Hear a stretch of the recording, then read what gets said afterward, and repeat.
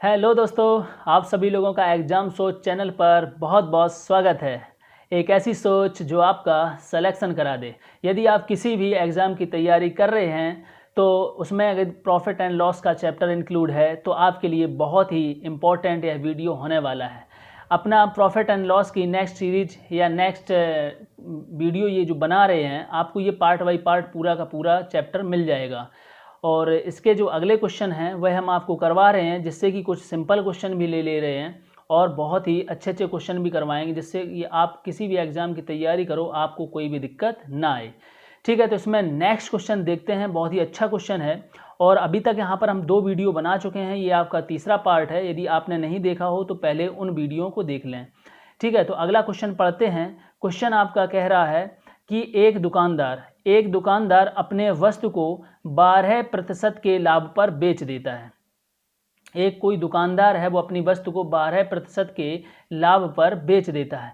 यदि वह 18 रुपये, ये भैया रुपए का सिंबल है, ठीक है, रुपए का सिंबल है, 18 रुपये अधिक पर बेचता तो उसे 18% अधिक लाभ होता। तो वस्तु का क्रय मूल्य ज्ञात करें।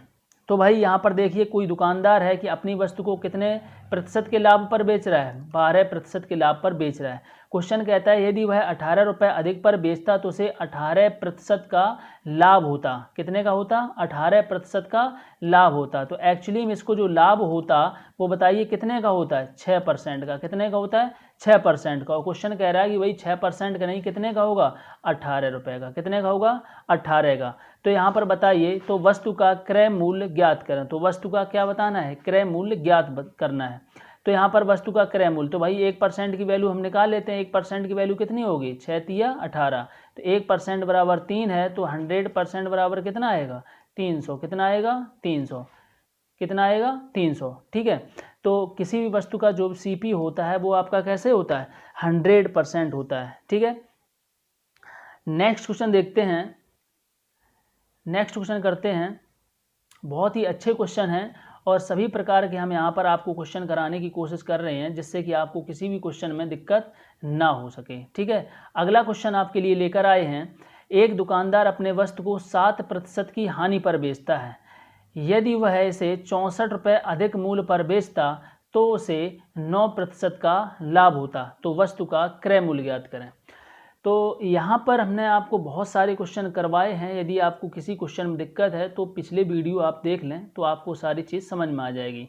कोई भी चीज़ है तो हम सीपी जो करते हैं वो एक्चुअली हम कितनी करते हैं? 100% करते हैं, 100 की। ठीक है, अगर वो 7% की हानि में बेचेगा तो इसका मतलब एक्चुअली वो कितने में बेच रहा होगा? 93% में। कितने में बेच रहा होगा? 93% में। इसके बाद कहता है कि 64 रुपये अधिक मूल्य पर बेचता तो उसे 9% का लाभ होता। कितने का होता? 9% का लाभ हो जाता। भाई इसका मतलब है कि कितने की बेच जाती? 109% की। तो एक्चुअली में देखिए, इनके बीच में इसको दुकानदार को कितना % प्रॉफिट होता? भाई इसके बीच में कितने % प्रॉफिट होता? तो भाई देख लो कितने का होता है? 16% का। कितने का होता है? 16% का। और क्वेश्चन कह रहा है 16% का नहीं, कितने का? 64 रुपये अधिक। कितना? 64 रुपये अधिक। तो 16% की जो वैल्यू है वो कितनी हो गई? 64 हो गई। तो यहाँ से 16 चौको 64, 1% बराबर कितना हो जाएगा? 4। और आपको कितना निकालना है? 100%। कोई भी सीपी होता है वो हमेशा 100% ही होता है। तो 100% बराबर कितना हो जाएगा? 400। कितना हो जाएगा? 400। ठीक है, और थोड़ा सा आप समझने की कोशिश करें, क्योंकि हम थोड़ा सा यहाँ पर टाइम वेस्ट नहीं करते हैं और आपका भी नहीं करवाते हैं कि पहले एक क्वेश्चन बनाया फिर उसमें चलती रहें बातें और आपका भी समय बर्बाद हो। हमने ऐसा ऑनलाइन क्लासों में देखा है कि एक एक क्वेश्चन के लिए 10-10 मिनट लग जाते हैं और 2-2 घंटे विद्यार्थी वहाँ पर समय वेस्ट करते हैं। ठीक है, तो समय की कीमत को समझें। ठीक है, नेक्स्ट क्वेश्चन देखिए।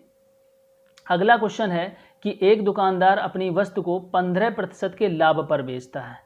यदि वह 100 रुपये अधिक मूल्य पर बेचता तो उसे 20% का लाभ होता। तो 25% लाभ कमाने के लिए उस वस्तु को कितने रुपए में बेचेगा? देखिए, कोई दुकानदार अपनी वस्तु को 15% के लाभ पर बेचता। मान के चलो, अगर यदि सीपी कितना हो? 100 हो, 100 हो। ठीक है, अगर वह 15% के लाभ पर बेच रहा होगा, अगर 15% के लाभ पर बेच रहा होगा तो बताइए एसपी कितना होगा? 115 होगा। कितना होगा? 115 SP होगा उसका, ठीक है।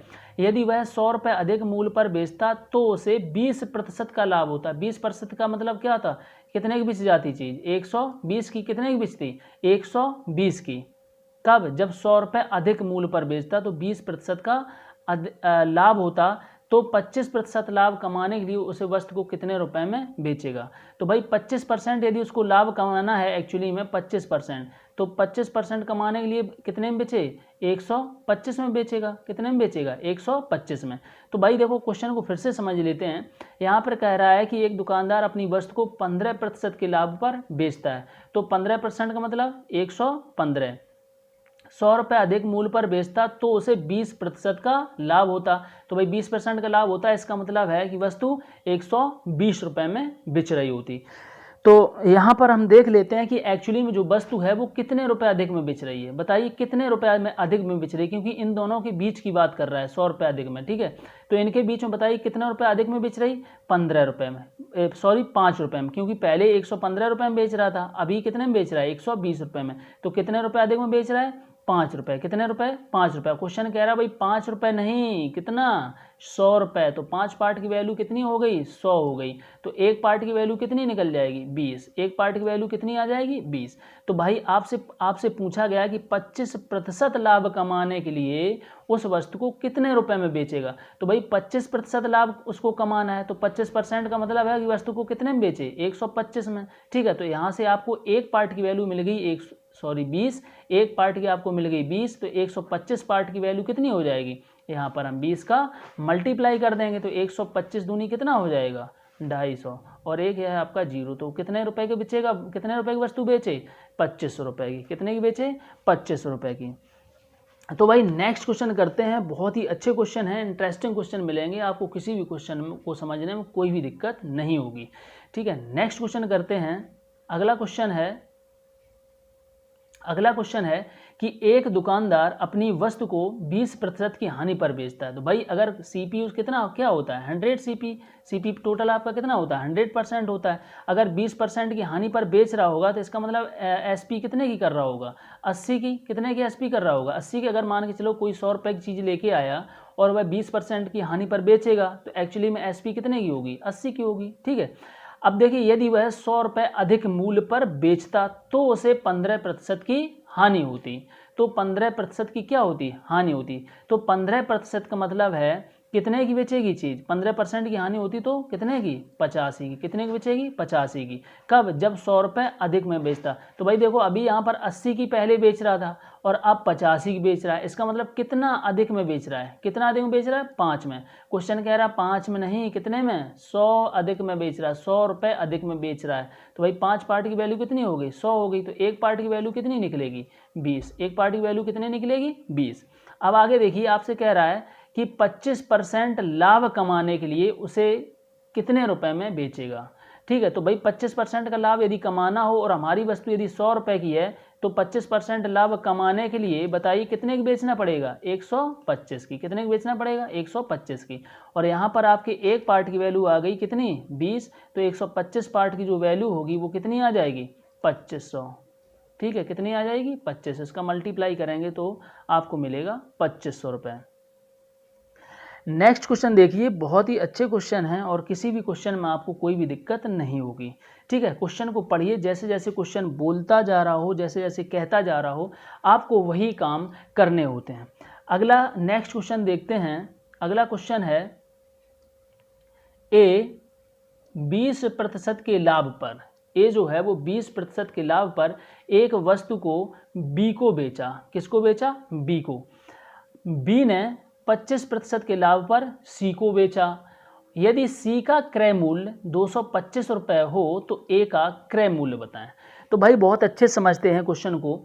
ए ने 20% के लाभ पर वस्तु को बेचा, इसका मतलब है कि यदि ए ने इसको अगर 100 रुपये में, यदि कोई वस्तु 100 रुपये में, 100 रुपये की ए के पास थी, ए ने कोई वस्तु है 100 रुपये में खरीदी थी। ए ने क्या कर रहा था, 100 रुपये में कोई वस्तु खरीदी थी और उसको 20% के लाभ पर उसने बेचा। अब बताइए जो ए है, ए, तो बताइए ए ने अगर 100 रुपये की कोई वस्तु खरीदी तो उसको 20% के यदि लाभ पर बेचेगा, कितने 20% के अगर लाभ पर बेचेगा तो बताइए वस्तु को कितने की बेचेगा 120 की। और किसे बेचा है बी को, किसे बेचा है बी को।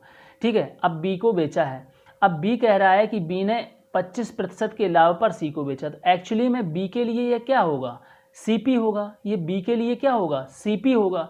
ये तो ए ने इसको 20% के लाभ पर बेचा है तो ये बी का सेलिंग प्राइस है, बट ए ने जब इस वस्तु को खरीदा है तो इसकी जो सीपी है बी के लिए, जो सीपी है बी ने जो सीपी किया है वो कितने का किया है 120 रुपये का।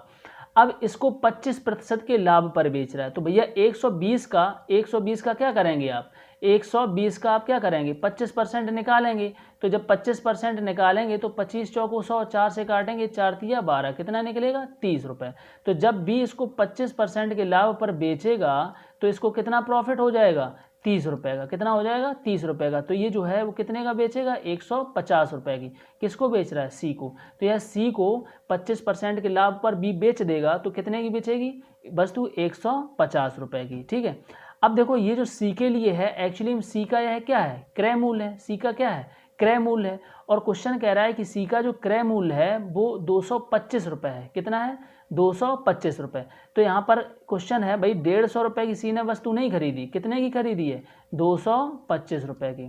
कितने खरीदी है 225 रुपये की। तो भैया यहाँ से एक पार्ट की जो वैल्यू है वो कितनी आ जाएगी 225 बटे 150, 225 बटे 150। तो हमें कितने पार्ट की निकालनी है वो कह रहा है कि तो ए का क्रय मूल्य बताएं। तो ए का क्रय मूल्य, तो भाई ए के क्रय मूल्य के कितने पार्ट थे 100 पार्ट थे। तो भाई इसमें हम क्या करते हैं 100 का मल्टीप्लाई कर देते हैं। भाई ए का क्रय मूल्य निकालना है तो 100 का मल्टीप्लाई कर देंगे। तो भाई 0 से 0 कट जाएगा।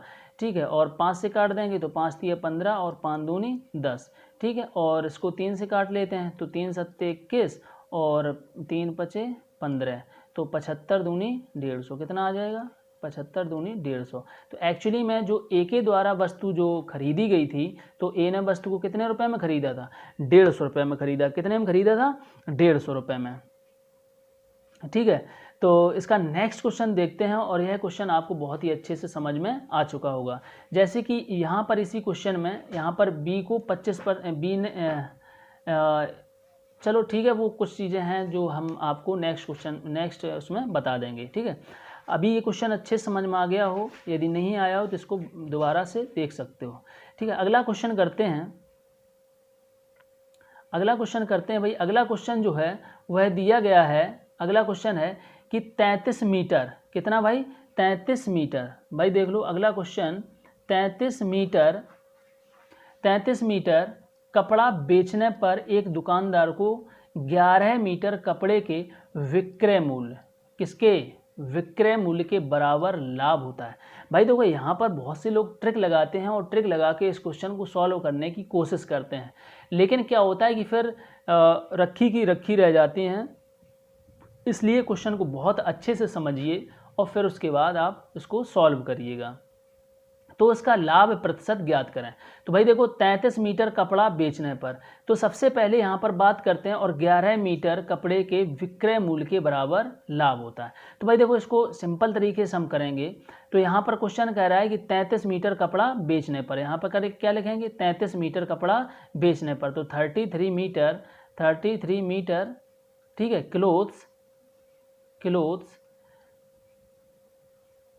Clothes of SP.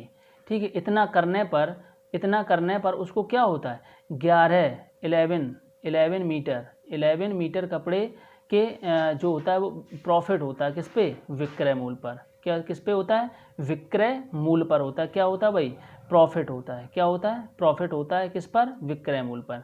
तो 11 मीटर प्रॉफिट ऑफ एसपी। ठीक है, प्रॉफिट ऑफ एसपी। अब देखो भाई अगर ये देखिए कि ये जो 33 मीटर जो कपड़ा है, यदि 33 मीटर टोटल कपड़ा उसने बेचा है, इसका मतलब प्रॉफिट हुआ भी है तो प्रॉफिट कब होता है? प्रॉफिट तब होता है जब कोई वस्तु किसी व्यक्ति ने जितनी वस्तु को खरीदा है और उतनी वस्तु उसकी, जब किसी व्यक्ति ने जितनी वस्तु को खरीदा है और जब वह वस्तु पूरी की पूरी वह बेच देता है, तभी हम प्रॉफिट और उसका लॉस बताते हैं। ठीक है, तो इसका मतलब है कि उसने वस्तु को 33 मीटर पूरा का पूरा बेच दिया। इसका मतलब है कि उसने जो सीपी थी वो सीपी कितनी की थी? 33 मीटर। कितनी की थी? 33 मीटर। ठीक है, 33 मीटर ऑफ सीपी। ओके, तो उसकी जो टोटल सीपी थी, टोटल जब 33 की होगी तभी तो उसने 33 बेची होगी, और इसी बीच में उसको कितने का प्रॉफिट हुआ? 11 मीटर के बराबर। ठीक है, तो यहाँ पर भाई सॉल्व कर लीजिए। तो जब हम सॉल्व करेंगे तो ये आपका एसपी है और ये एसपी और ये क्या है आपका? सीपी है। तो इसको हम क्या करते हैं, इसको चलो इसको इधर ले आते हैं। तो यहाँ पर 33 मीटर एसपी और -11 metre SP equal to 33 metre इस तरफ चला जाएगा सीपी। तो ये आपका जो बचेगा वो 22 metre SP equal to 33 metre CP. तो ये जो आपका बचा इसको हम इंटरचेंज कर लेते हैं, वैल्यू बताए थे। ठीक है, तो यहाँ पर सीपी बराबर कितना हो जाएगा? सीपी बराबर हो जाएगा 22 पार्ट और एसपी बराबर कितना हो जाएगा? 33 पार्ट। ठीक है, तो यहाँ पर देखिए प्रॉफिट आपका जो था वो कितना था? 11। कितना था? 11। ठीक है, जो क्वेश्चन कह रहा था। क्लियर है? तो जो प्रॉफिट परसेंट जो हम निकालते हैं वो किस पे निकालते हैं? तो प्रॉफिट परसेंट, तो प्रॉफिट परसेंट बराबर जो भी प्रॉफिट होता है 11 बटे प्रॉफिट निकालते किस पे? सीपी पे निकालते हैं। तो हमेशा सीपी कितना है? सीपी आपका कितना है भाई? सीपी आपका कितना है? 22 है। सीपी कितना है? 22। तो भाई लिख दो 22। ठीक है, तो 11 बटे 22 और परसेंटेज बनाना है तो इनटू में 100। तो 11 से काटें तो 11 दूनी 22, 2 से इसको काट देंगे तो कितना आ जाएगा? 50%। कितना आ जाएगा? 50%। देखो, इस क्वेश्चन को आप यहाँ पर डायरेक्ट भी कर सकते थे। इस क्वेश्चन को आप यहाँ पर डायरेक्ट भी कर सकते थे। कैसे डायरेक्ट कर सकते थे, इस बात को आप समझ लीजिए। जैसे कि यहाँ पर कह रहा था 33 मीटर ऑफ एसपी। कितना? 33 मीटर ऑफ एसपी। अगर उसने एसपी की है कितने की? 33 मीटर की। ठीक है, और उसको यदि प्रॉफिट हुआ है कितने का? 11 का। तो इसका मतलब जो सीपी है वो हम कितनी लिख देंगे? 22।